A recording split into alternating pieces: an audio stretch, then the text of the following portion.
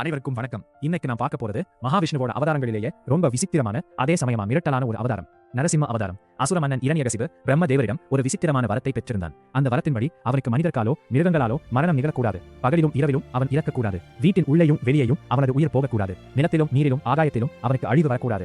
எந்த விதமான ஆயுதங்களாலும் அவனை கொல்ல முடியாது. இந்த வரத்தினால் ஆணவம் கொண்ட அவன் உலகமே தன்னைத்தான் கடவுளாக வழிபட வேண்டும் என்று கட்டளையிட்டான். ஆனால் இரண்யகசிபுவின் மனைவி கயாது கருவுற்றிருந்த போது நாரத முனிவரின் உபதேசங்களை கேட்டதால் அவளுக்கு பிறந்த மகன் பிரகலாதன் பிறக்கும் போதே நாராயணனின் தீவிர பக்தனாக பிறந்தான். அசுர குலத்தில் பிறந்தாலும் பிரகலாதனிடம் அசுர குணங்கள் துளியும் இல்லை. கல்வி கற்கச் சென்ற இடத்தில் ஆசிரியர்கள் இரணியனை கடவுள் என்று போதித்த போதும் பிரகலாதனோ தன் சக மாணவர்களையும் சேர்த்துக் கொண்டு நாராயண நாமத்தை ஓதினான். தன் எதிரியான விஷ்ணுவின் பெயரை தன் மகனை சொல்வதைக் கண்டு இரணியன் ஆத்திரமடைந்தான். முதலில் அன்பால் மாற்ற முயன்றான். அது பலிக்காததால் பிரகலாதனை தீர்த்து கட்ட முடிவெடுத்தான். அவனுக்கு கொடிய விஷம் கொடுக்கப்பட்டது. ஆனால் அது நாராயணனின் அருளால் அமுதமாக மாறியது. மதம் பிடித்த யானைகளை விட்டு மிதிக்கச் செய்த போதும் விஷ பாம்புகள் நிறைந்த அறையில் அடைத்த போதும் பிரகலாதன் நாராயணனை துதித்ததால் அவை அவனுக்கு பூமாலைகளாகவே தெரிந்தன. மலை உச்சியிலிருந்து தள்ளப்பட்ட போது பஞ்சு போல காற்றில் மிதந்து தரை இறங்கினான். பெரும் பாறையை கட்டி கடலில் வீசிய போது அந்த பாறையை தோணியாக மாறி அவனை கரை சேர்த்தது. நெருப்பில் எரியாத வரம் பெற்ற இரணியனின் சகோதரி ஹோலிகா பிரகலாதனை தன் மடியில் வைத்துக் கொண்டு தீயில் அமர்ந்தாள். ஆனால் தீ எண்ணம் கொண்ட அவள் எரிந்து சாம்பலானாள். நாராயணனை துதித்த பிரகலாதன் ஒரு காயம் கூட இல்லாமல் வெளியே வந்தான். எத்தனை முறை கொல்ல முயன்றாலும் பிரகலாதன் சிரித்த முகத்துடன் நாராயணா என்று சொல்வதை காண்டு இரணியன் மிரண்டான். ஒரு நாள் ஆத்திரத்தின் உச்சத்துக்கே சென்ற இரணியன், எங்கே இருக்கிறான் உன் நாராயணன்?